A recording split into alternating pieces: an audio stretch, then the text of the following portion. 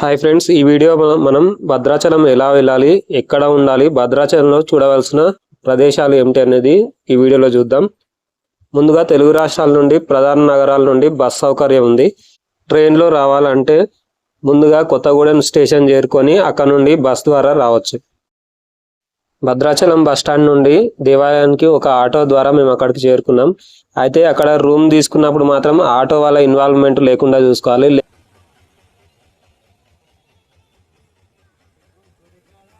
మనమే డైరెక్ట్గా వెళ్ళి రూమ్ మాట్లాడుకోవాలి. మేము తీసుకున్న ఈ రూము 1000 రూపాయలు.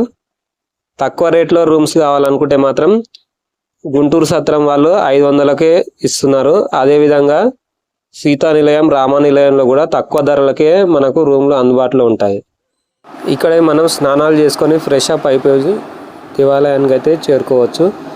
అయితే గోదావరిలో స్నానం చేయాలనుకునే వారి కోసం మాత్రం ఇక్కడ నుండి మనం వెళ్ళాల్సి ఉంటుంది.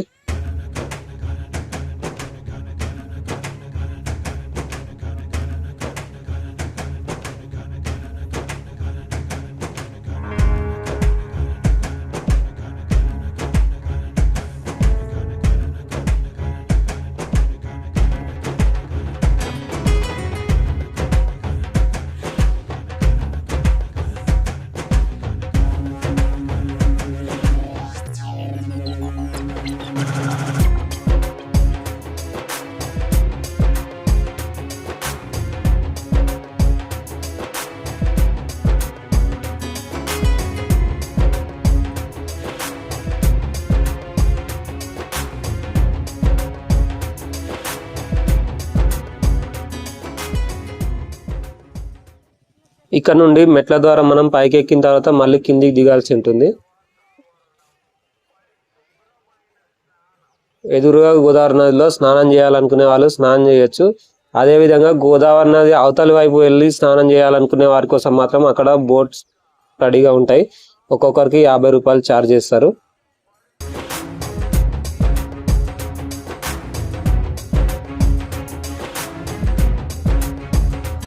ఇక్కడ స్నానాలు ముగించుకున్న అనంతరం గోదావరి నది ఒడ్డునే ఆంజనేయ స్వామి వారి దేవాలయం, ఇంకా కాశీ విశ్వేశ్వర ఆలయంతో పాటు వినాయక స్వామి దేవాలయాలు కూడా మనం దర్శించుకోవచ్చు.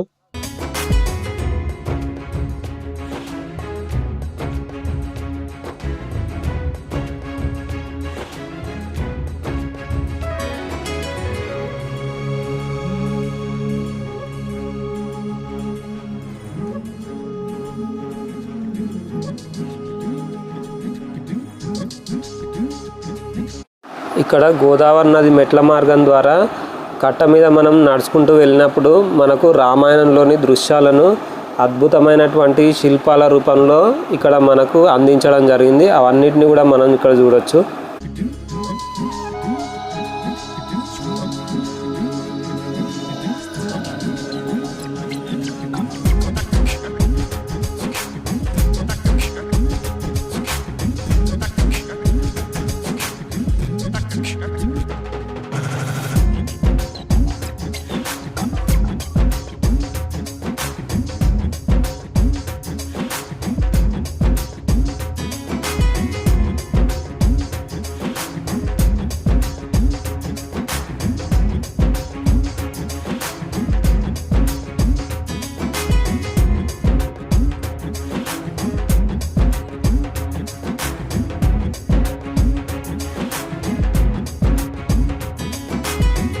గోదావరి నుండి మెయిన్ టెంపుల్కి వెళ్ళిన తర్వాత ఇక్కడే చెప్పులు, సెల్ ఫోన్స్ పెట్టే స్థలం.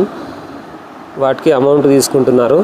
దేవాలయం లోపలికి mobiles, cameras not allowed.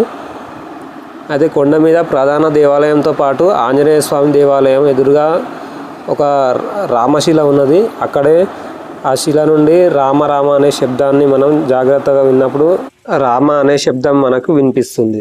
Sri Rama Navami సందర్భంగా స్వామివారి కళ్యాణాన్ని తిలకించేందుకు దేశవ్యాప్తంగా లక్షలాది మంది భక్తులు ఇక్కడికి చేరుకుంటారు.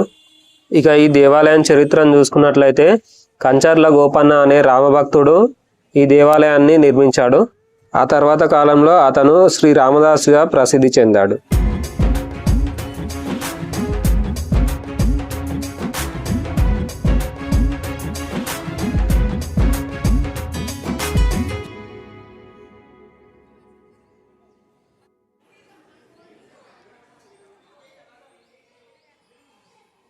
ఇది వైకుంఠ ద్వారం. వైకుంఠ ఏకాదశి సందర్భంగా స్వామివారిని భక్తులు ఈ ద్వారం కూడా దర్శించుకుంటారు. భద్రాచలంలో గుంటూరు సత్రం పక్కనే కల్పవృక్ష నారసింహ సాలగ్రామ ఆశ్రమం ఉంది. ఇక్కడ నరసింహస్వామి వారు సాలగ్రామ రూపంలో దర్శనమిస్తారు. ఇక్కడ గోశాల కూడా ఉంది. పక్కనే అహోబిల మఠం నరసింహస్వామి దేవాలయం కూడా మనం దర్శించుకోవచ్చు.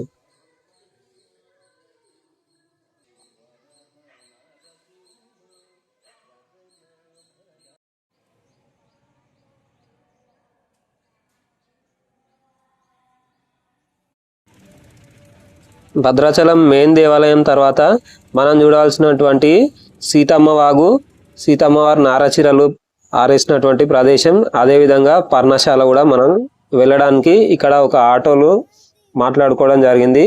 పర్ హెడ్ 120 రూపీస్ ఛార్జ్ చేశారు. మనకు మార్గ మధ్యలో చిన్న అరుణాచలం అనే దేవాలయం కనిపిస్తుంది. దానికి సంబంధించి ఫుల్ వీడియో నేను తర్వాత చేస్తాను.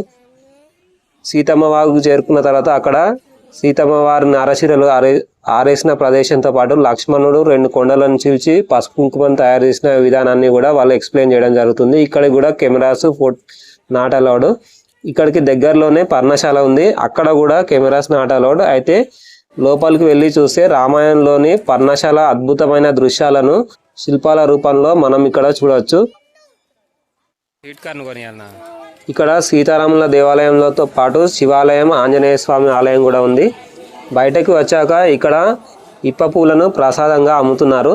శ్రీరాముల వారు వనవాసంలో ఉన్న సమయంలో ఇక్కడ ఇప్ప పూలను ఆహారంగా సేవించేవారట. చూశారు కదా ఫ్రెండ్స్ భద్రాచలం వీడియో.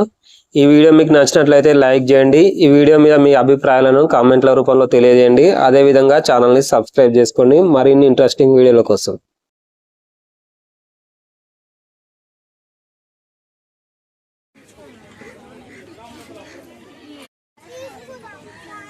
Mm-hmm.